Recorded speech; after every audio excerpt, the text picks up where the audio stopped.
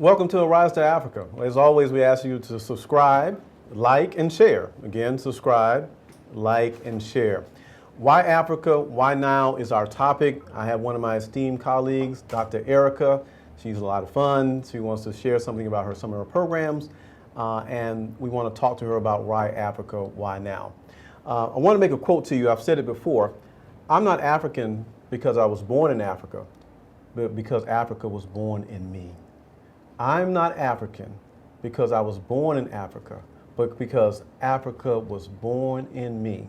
Now that's the proud quote of one of the first presidents of Ghana, and he's a Lincoln graduate. He's an example of how two become one, working on multiple continents, how our intellectual community have overall built capacity. And so we want to talk about capacity building. I want to give you start off with a quote just from an economic standpoint. Africa will add 796 million people to the global workforce and be the home to the largest and youngest population by 2050. Let me just say that again. Africa, your future customers, your future opportunities, your future partners will add to the global workforce 796 million people, the youngest population by 2050. So if you can imagine by 2050, who's going to run the tech shops? Who's going to be the next? Who's going to develop the next SAP? Who's going to develop the next internet type disruptor? Who's going to develop the next car? There's so many opportunities.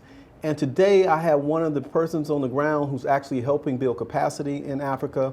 Her name is Dr. Erica, and we want to talk about her program, SheStream. And we want to ask her, why Africa, why now? So, Doc, you're on the ground with the girls with SheStream. So number one, introduce yourself, okay, and then start asking, I want to really ask you, why Africa and why now from your perspective? Okay. Mm-hmm. Hello, everyone. My name is Dr. Erica. I am originally from Tennessee, but I live in Atlanta, Georgia now. Happy to be here.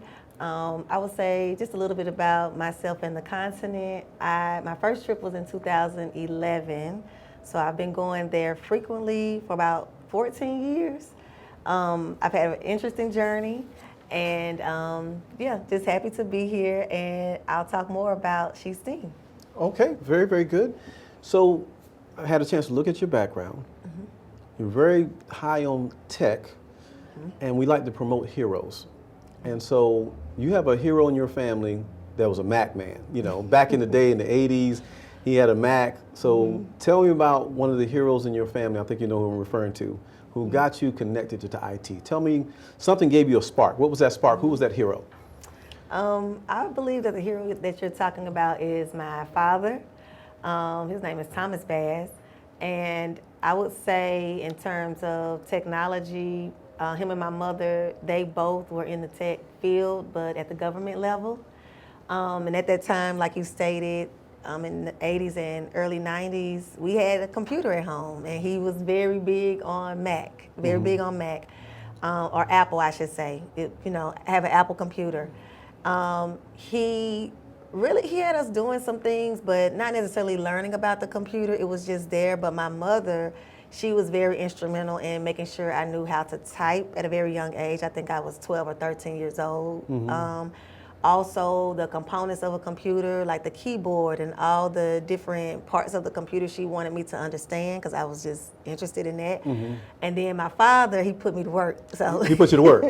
Yeah. Old school. Notice, put her to work. All right, go ahead. Yeah, so the programs, like the church, when people the church programs when people pass away, right? Those funeral programs, he designed those on the computer, and we would have to help him with different edits and things like that when I was in high school. So I think my patience for technology and love for technology started then, and then I carried that into the academics, because of course I went to college. But in terms of just technology, I don't know if he really, or they even thought about it being what it is now. They probably still don't understand the influence that they had on myself and my siblings, because I do have 2 other siblings. But all of us are very strong in technology. We all use it very well. People in our family, they contact us to help them with different things. So, and my parents are very tech savvy, and they're in their 70s, and they are very, very tech savvy. So, Wonderful, yes. wonderful. So I want to take a minute. Father's Day is coming. We have some great fathers out there who are fostering a background into IT.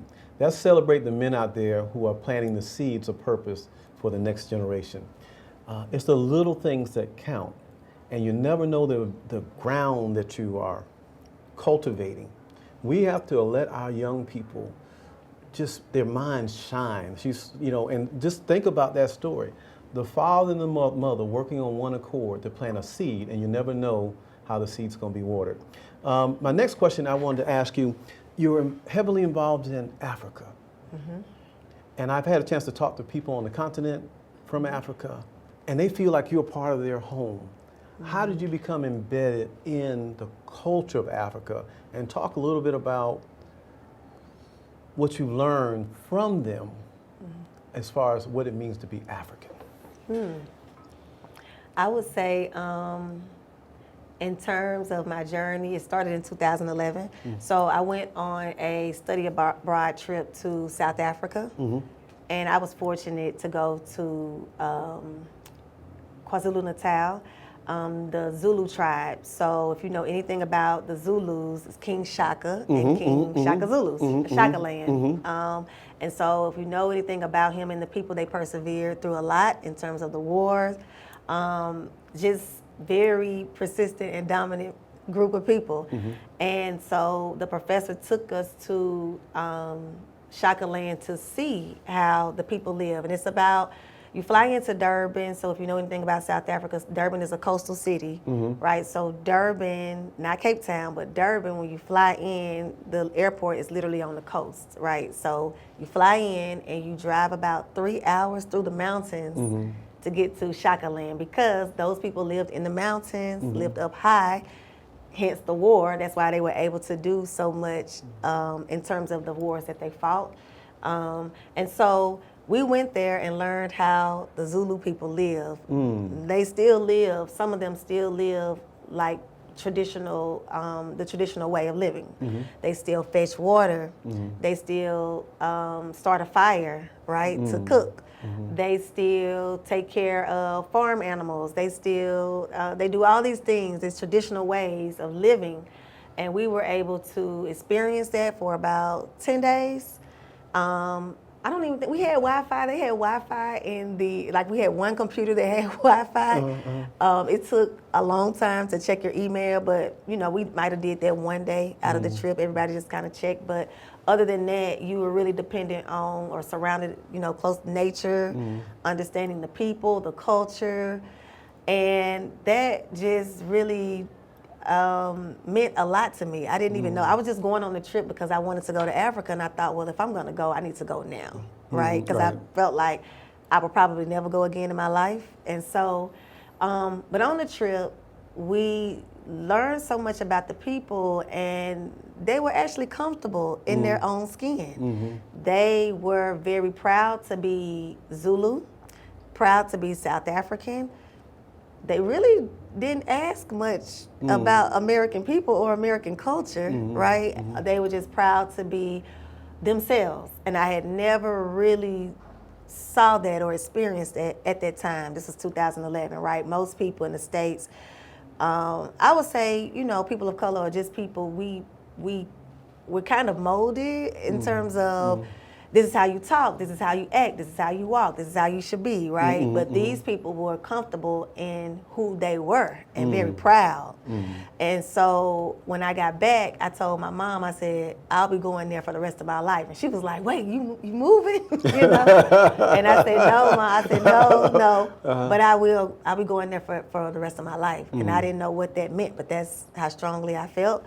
So after that trip, I've been going at least once a year for all the years except for COVID, of course. But I just really got into the mix of the people and the community. I also think that I was fortunate because I did not go to a city first. I went to the rural. Okay.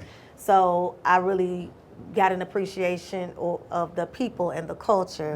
And so because I didn't visit a city, my mind in terms of Africa, I always think about the people in the rural, and my initiatives typically start in the rural. Okay. So before She STEAM, though, I worked on my doctorate degree in Ghana for 4 years, on and off.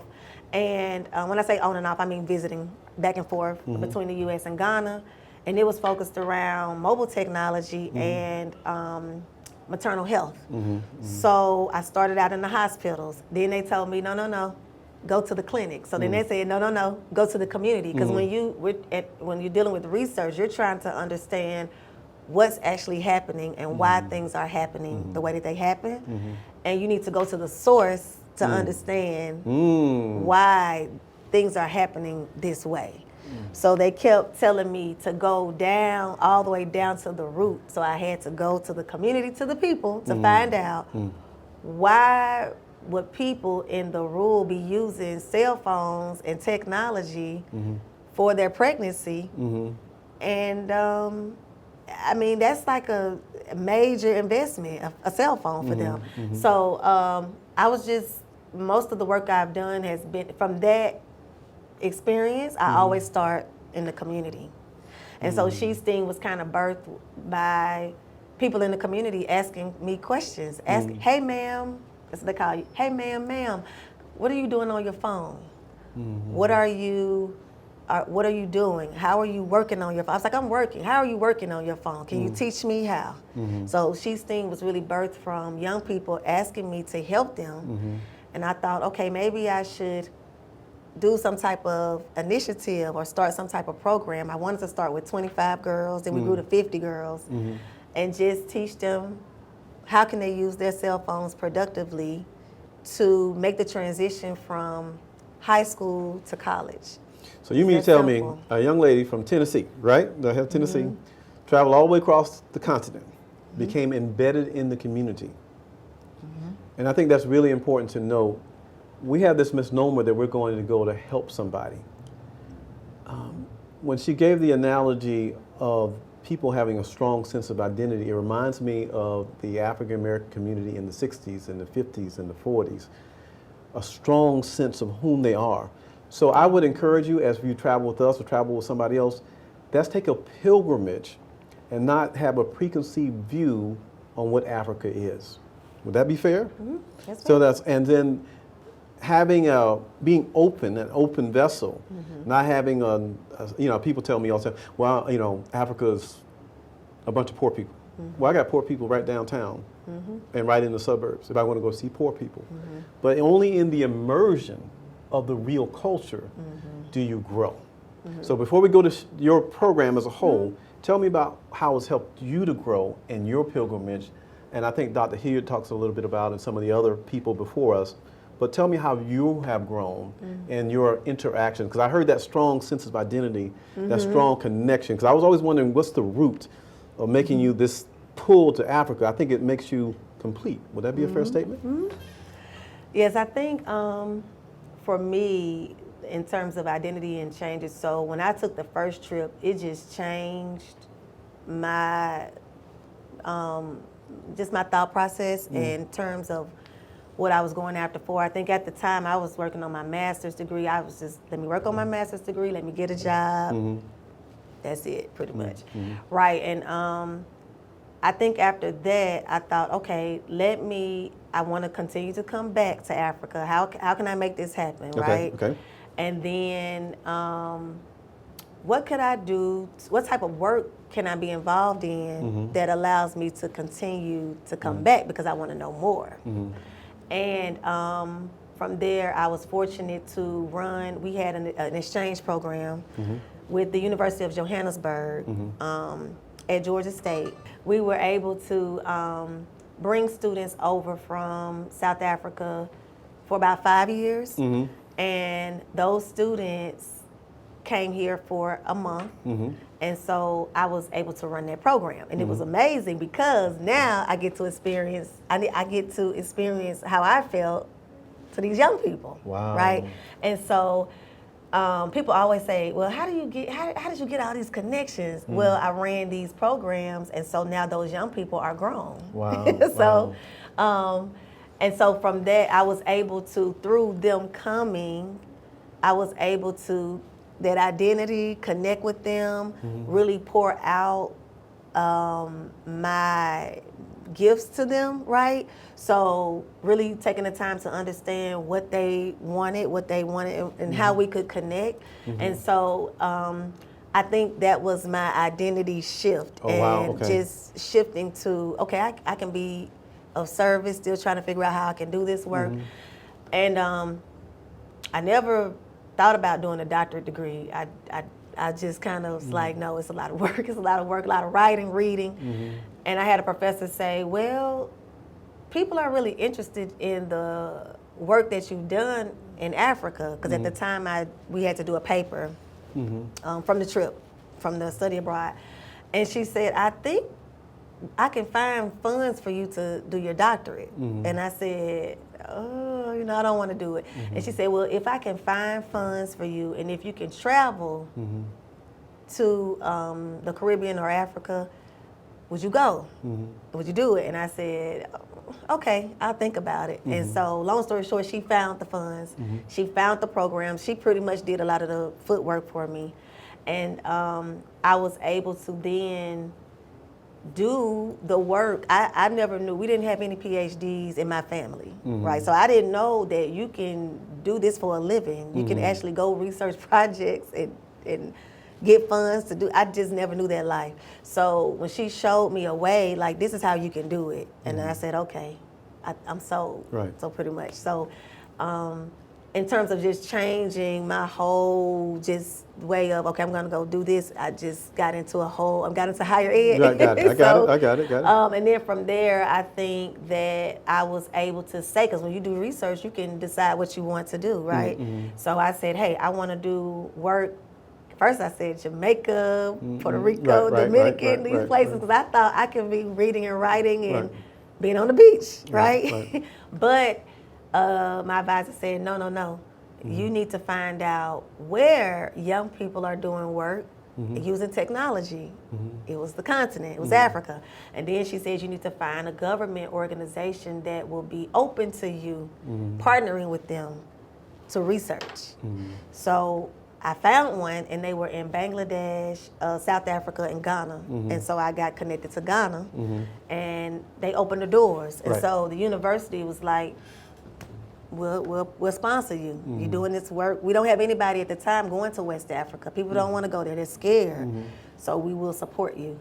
So that's kind of how my journey. That's the continuum of your journey. Yes. So tell me about your advisor. We always want to celebrate the heroes. What was her name, if that's okay to share? Fine. Because it's the educators in our community that we don't celebrate. And so we want to be a platform to remember who planted the seed. So what was that person's name? I have two. So I have, my advisor was really three. One, Jira Kanuthia. Okay. She's from Kenya. She's in Nairobi now. Okay. And that was the first person who really believed in the work that I wanted to do. Okay. Meaning I wanted to go back and forth between the continent and the U.S. and figure out how to continue this work, right? At the time, she told me, I wanted to do what you're doing. Okay. I was just never brave enough to do it. Wow. And so I said, well, I don't know how I'm going to do it. And she said, but at least you're trying. Right. And I thought in my mind, I said, well, finances is going to be my issue. And she said, no, finances won't be your issue. Access will be your issue. Access, okay. And I said, at the time, I'm thinking, what is she talking about, access? I just thought, and she was right. I didn't have much of an issue in terms of my financing, because when you're doing this type of work, people want to support you. That wasn't difficult. But when you want to go into a community to ask questions or get a different perspective, or you're gathering people's thoughts, that is definitely, that access is very challenging on the continent, because they've been exploited, they've been people use them for different reasons. And I think while I was traveling, nobody really looked like me. Okay. So it was a benefit, because when I went to places, they just could not believe that I was coming to do work, sit alongside with them, and I was a black female. Wow. Just could not believe it. Okay. So that was an advantage in a sense. And of course, I'm American, but I think that for me, just having that type of relationship helped me understand too my power in certain places. Your agency. And so I started to, towards about 4 to 5 years, I could move. Okay. I started moving differently. Took about 4 or 5 years to really right. Understand and take it all in. And then also the hero, the other hero will be Dr. Gwen Benson. Okay. She was the associate dean at Georgia State, the only black associate dean at Georgia State at the time. And international partnerships was under her belt. And she took me and she said, hey, if you're doing this in Ghana, we can go to any country and do whatever you want to do, right? And so she took me to about 4 or 5 other countries. Okay, gotcha. I got you. Right. So if it wasn't for her, I wouldn't have been able to move out to different places. And my last person would be Dr. Steve Harmon, who's a dean now at Georgia Tech. And he just inspired me to go beyond my limits. You know, still this day, go beyond. So he believed that he said, I was the last graduate that he hooded. And so he said, I'm saving the best for last. Wow. Because he truly believed in the work I was doing, and he knew, he was like, check in with me every other year, every 5 years, because I want to follow your track, but I know I'll see you on the billboard one day. So we'll see. So to our educators, we thank you. To the 3 that she mentioned, to the ones we omitted, because there's been so many people in our journey. And I think this has informed her whole view of how she impacts the women in a whole nother continent. And we'll talk about it in just a second. So we want to take a minute and celebrate you and thank you. We want to thank Georgia Tech. We want to thank Georgia State, all the partners who make all this possible. And sometimes we don't take the time to say thank you. So for all those educators that say that we missed it, no, hey, without you, where would we be? So I'm going to shift now to tell everybody about your program. And I've got some foundation pieces around it, but I want you to just tell everybody the name, the acronym, what it means, and then I want to ask some quick little questions as we move along. Go ahead. Okay, so She's STEAM. It's a program for girls. I would say we started the grade, maybe 12 years old, going all the way up to 18. But then we also have a young adults program as well, starting from 18, going up to about really 30 years old. And so it's a full day event that we have, and we've hosted it twice. So we've hosted it at the University of Limpopo and the University of Cape Town. And so the first year we had 300 girls. The second year, which was January of this year, we had 400 girls. It's a one-day summit experience. We have panels that the girls participate in, and they are inspired and encouraged by women specifically in South Africa who are in these high roles. And then we break them off into workshops, and they do workshops hands-on, all hands-on, for about an hour and a half. Workshops, for example, content creation, aviation, drones, coding, robotics, biotechnology. So we expose them to those hands-on workshops. We also have our teacher workshops because we teach the teachers these concepts because a lot of teachers in Africa, on the continent, everything is theoretical for the most part. I would say about 80% is theoretical. So they very rarely get to do the actual practical activity, right? So we teach the teachers and we give them the tools. And then we also have a hackathon. We introduced that this year, which was very exciting because the girls were able to come up with a concept or an idea and pitch that to different individuals.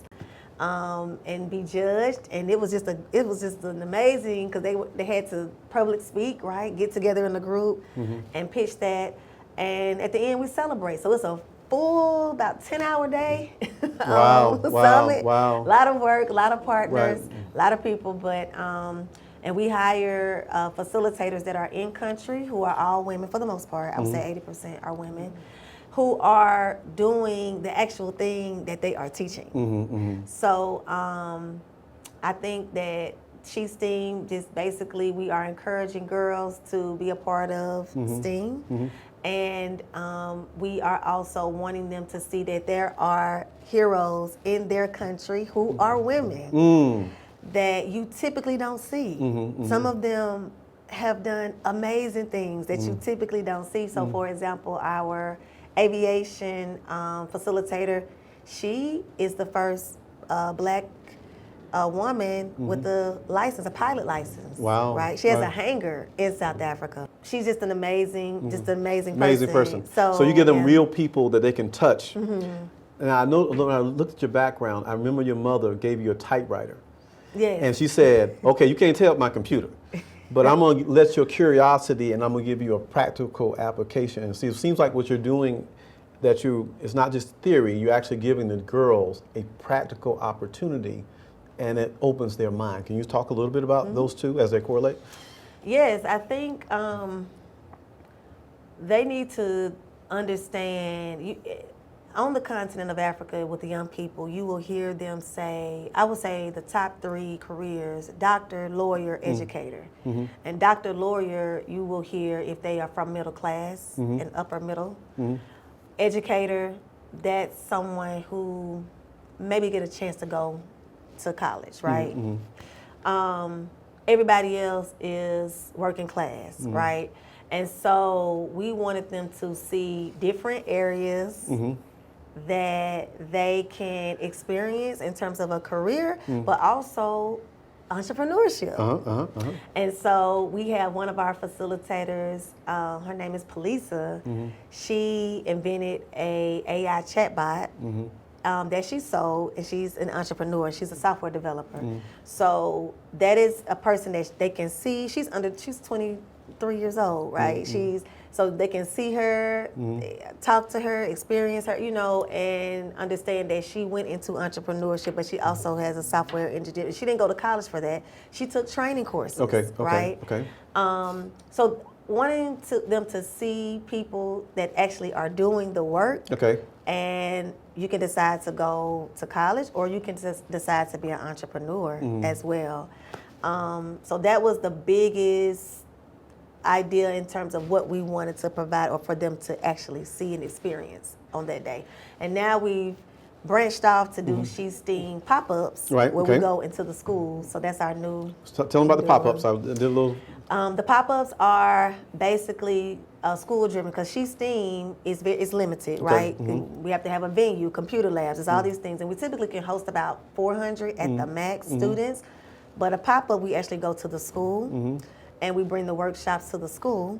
And we were able to bring an educator from the United States that's doing work around innovation design. And so she taught them how to design shoes and also biotech as well. So teaching them how to think about those things and how they have math and science and technology inside, but they also use, I would say, low like products that they don't have to necessarily, they can go buy from the store in South Africa. And so the principal was excited because he said, these materials, I have access to these materials, so I can duplicate this, or you guys can come back and teach my teachers how to do this. So we're all about hands-on and all about trying to find solutions that they can actually see themselves doing. Yes. So tell everybody about the story about when you were a child and your mother had a computer and she said, "Oh, that's for work, but you can type on this typewriter." Oh, yes. See, because what happens, everybody, we have our young ladies that have this curious mind, our children, period. And so she was fostered in an environment, and the outcome is when she develops programs, she wants it to be practical. You know, it's actually practical application with an outcome. And I thought when I studied you, that your mother never telling you no, but giving you something practical and that type. Tell them the typewriter story. So yeah, I was playing on the computer, her computer, and I would take the computer apart, take the keyboard. You took the computer apart. Taking things Curious out, mind. Yeah. taking it apart. She was like, "Wait a minute, no, what are you doing? No." So then I think maybe about a week later, she purchased a typewriter and told me that, hey, you don't touch this computer, you leave this over here, but I bought you, it was a small desk and this typewriter. So when I teach you how to type, or you can practice over here, you can type over here. So every day she would give me like the home row, then the row above the home row below. I still remember it. And people are amazed. They're like, "You typing?" I don't look at my fingers when I type or anything like that, because I was trained, right? So she would time me. She would, really just trying to get me to understand this skill and how it's a benefit. Right. And I think too with the typewriter, I was able to use it I would do people's resumes and papers in high school. I started my entrepreneurship journey because I'm Right charging there. people. That's right. There you go. There you go. There you go. You want me to say, "Oh, get Erica to type it"? So I would do that in high school, and so she was just proud, like, wow, which was kind of because the internet came out when I was in high school. And they were teaching kids how to type in high school. Well, I had done that, and I was like, I'm bored. I told the teacher, I was like, I'm bored. I don't have anything to do. So they would give me other assignments to do to kind of, or just I would finish and I would find something else to do, which is not a good thing. Right. But I think when the internet came out, my mom, remind you, they had already had it for about 5 years before it actually hit the schools. So when they were talking about searching and the search engine and the keywords, I already knew. So I'm thinking. So they've just fostered an environment yes. for developing all of you versus giving you and not limiting you. Correct. So tell me of a story, your program, as it relates to your program, of a young lady in your program that was curious like that says, wait a minute, this is, you could see that spark. Because what I'm seeing is, when we talk about knowledge transfer, we want to make sure we send our best and brightest who have a full view. And so many times we extinguish the gifts that are in our young people. And so we want to make sure we foster that. So that's why I wanted to really highlight how, because it was planted in you and your parents didn't extinguish it. I know your father calls you all the time, what he's working on now. He encourages you. But how does that translate? Give me a story how that translates to some of your girls, and you say, okay, we have this pop-up, and we did this, and we had this pop-up, or this classroom, and you have these girls actually doing the work, and you're giving them a light, a future, and then we'll talk about the business part. Go ahead. I would say, I have 3 that stand out, but I'm trying to pick between the 3 in my mind. Well, we got time. Go for it. No, I would say the first one is robotics. Our very first Chiefs team in Limpopo. If you know anything about Limpopo, it's in the rural area, and these girls are about anywhere from an hour to 2 hours away. So Limpopo is from Johannesburg, about 3 hours. The University of Limpopo, about 3 hours from Johannesburg, and then these girls they're in the rural, and so. It was a small team working on robotics, and they were trying to figure out. They were racing in teams to see who could put the robot together the fastest. And the robot, you have to put it together, and you put this pen in it, and then it scribbles, right? And so they were just racing to try to figure out who could put it together the fastest. So they're going, and I have video of them like, okay, this is not working, but trying to get it. And once they did get it working, they're screaming and just shouting. And that was, I think, the moment for me, like, okay, they are actually getting excited about robotics. And in South African education, I'm not sure about other countries. I'm just thinking about in the back of my mind other countries, but I know South Africa specifically. You have to decide if you're going down the math or science track. You typically have to decide by grade 10. in grade 7 or 8, we want to introduce them to, STEAM, to math and science, because if they select a track that doesn't reflect that what they want to do, you're down this other track, Right.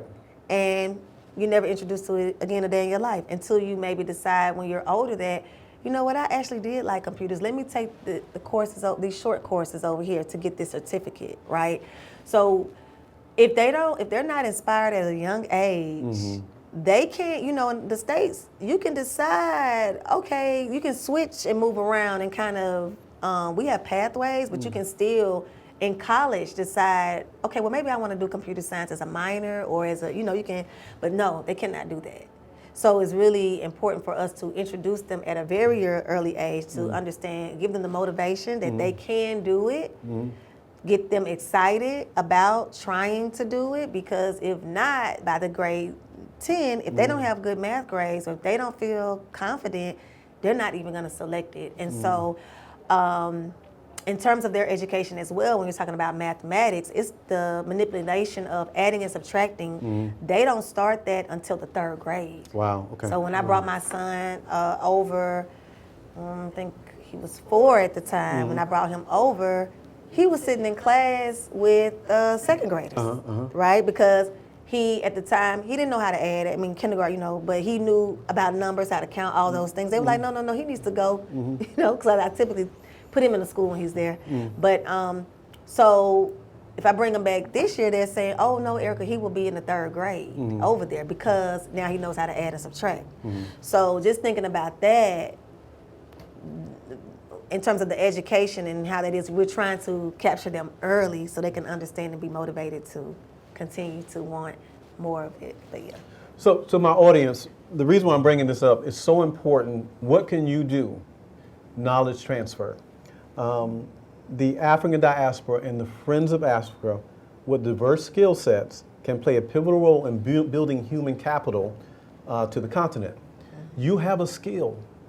You have information. You understand contracts. So it's building strategic partnerships. Now let me introduce a person that's really critical to this. Dr. Asa G. Hilliard used to talk about tracking and how our children will get tracked from one direction or another. If I'm going to build a Mercedes-Benz plant in Johannesburg, I need people who know IT. I need a educated population that can support robotics. Right, Doc? And so as we look at, if we're going to add 798 million people, we want to make sure those children who have capacity are actually supported in IT.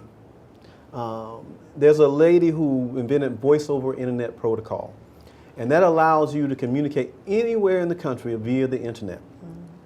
I have literally outsourced call centers to Bangladesh. I've outsourced accounting to the Philippines. So because we have all these disruptions in technology, and let me point out this, Marion Kroc, I think is the inventor. That's a sister who invented voice over internet protocol. What if one of those girls in South Africa, in Doc's program, is the next inventor of the next thing? When we grew up, there was no Google, there was no internet, there was no Apple, there was no Mac. What if in those children the seed that's going to provide growth is there 10 and 20 years from now? The importance of these children are critical. Now the thing about being in other countries, they love education. Correct, Doc? They soak it up. You ain't got to beg nobody. You ain't got to discipline nobody. They'll be like, can I please come to school? So I have this phrase, be where you celebrate it, not tolerate it. Let me give you another one. Dean Grant at Albany State, he used to say, if it is to be, it's up to me. Let me say that to you all. So from a knowledge transfer standpoint, we need you to partner with Arise to Africa to help make sure that we appropriately help those young girls, and we can't leave out the boys, to make sure they have a foundation for future growth in Africa. Let me just reverse it. We have so many kids that can come here to say Georgia Tech, Georgia State, on, I think it's H-1 visas, who are looking to make sure they are appropriately educated so they can bring back the right information. Let me just flip it the other way. We have some great universities in South Africa. We have some great universities in Ghana. So there needs to be a two-way cultural transformation. Not one way, two ways. I watched Dr. Erica grow so much by being in a place that has so much growth and so much cultural love. So I want to ask you, tell me about some of the Africans who have loved on you when you, because tell them the acronym for your program and tell them what you think everything means. She's STEAM. So she's STEAM, the female, right? So my journey started with women and then girls, so I'm kind of in the. Yeah, I got you. No worries. We're gonna take care of the guys. Then, Go ahead. The STEAM is so science, technology, engineering, arts, and mathematics. Okay, so let's talk about arts and culture. So what have you learned about being African? I would say in terms of me and what I've learned being African, so many things. I think being patient is number one. Okay. Because I think, like you said, the way that America, I think when we're over here, we're in Americans, we're used to our ways, right? Right.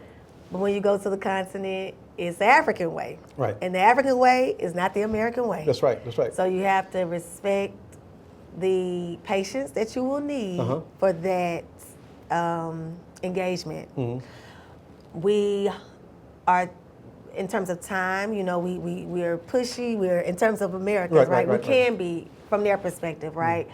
But they sit back, they think, they analyze. Sometimes they're gonna talk it over. It's not a time thing. They're gonna take their time, right?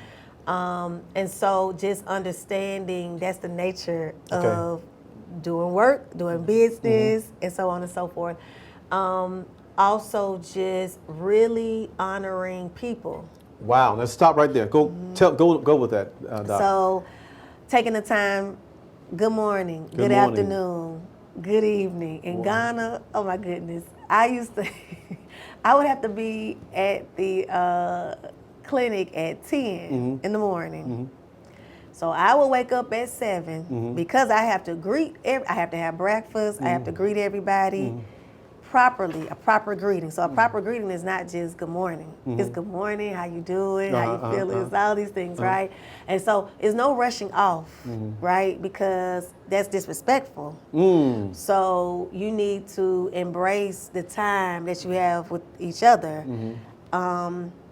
In South Africa, when people travel with me, it's very interesting because I don't rest a lot because you're in a meeting and somebody might invite you into their home, Right, and if you say no, it's disrespectful. So you go, and they are asking you, you're going to eat dinner, and then they want to have a conversation with you, understand what's going on in your life. That may take 2 to 3 hours, right? Right. And so there's no rushing. It's just, trying and being in each other's company, right? So I think that in a way on this side, we've lost that in a sense. Also, when you go somewhere, there are people everywhere on the roads, walking. It's a lot of walking, riding, bikes, whatever. And let's just say if you pass out on the sidewalk, some places in the States, people will just pass you by. Not, but on the continent, no, that's not happening. You don't stop and say hello. Hey, how can I help you? What's going on? Yeah. What's going on? It's family again. Yes. That's how we were in the 60s and 70s. So it is, you have to go in with that mindset and to just think about how what do you need to do to embrace this type of living and even working with these people, right? Understanding that the way we see business and do business, that's not the way they see it. So you have to figure out how can I get things done in a way that's respectful on both sides. So that's taken some time, and I think with my journey with She's STEAM, like I say, this is our second year of actually having the summit. And so just understanding how to make things happen is definitely have changed me as a person in terms of doing business with Africans. But I've been fortunate to be with a lot of good people who have, hey, Erica, no, you can't do this. Can't do this. Oh, no, don't do that. You know, so or pull me to the side like, no, we're not going to do this today. Let's do this for our agenda, right? So, and that's been very helpful with moving my needle ahead. So, yes. So to our audience, we want to give you a rich view of if I were doing business in Africa, little things that you need, cultural nuances you need to understand. You're doing business in any country, let's say Asia, Africa. So we want to provide a platform. So before you go and do business with a country, to have some cultural competencies, to have an understanding historically who you are, and then by strategically embedding yourself to bring value on what I call from a corporate perspective, a win-win. So we want to thank you for your time today. I'm excited about, we need your help. Again, we're looking for human capital and knowledge transfers. We're looking for partnerships. We're looking for the Googles of the world, the SAPs of the world, to partner with us to help be a part of this global transformation. 16 of the largest capitals in the world over the next 20 years will be in Africa. This is a great business opportunity, and this is an example of Dr. Erica really being embedded and understanding the business opportunity, building the knowledge or the foundation educationally to make sure they're in place to be able to take advantage of this wonderful growth. Any final words, Dr. Erica? I would say I would love for people to definitely visit. I think when I met you, we were in a room and it was 100 people. How many people been to South Africa? And 4 people raised their hands, right? So I would encourage you all to visit. Yes. And also just embrace your skill set, your talents, and just know that they can be used on the continent. Okay. So yes. Invite everybody to participate with us. Yes, you all can go to arise2africa.org and to visit us and join our mailing list and also our YouTube channel. All right. Thank you very much, everybody. See you next time.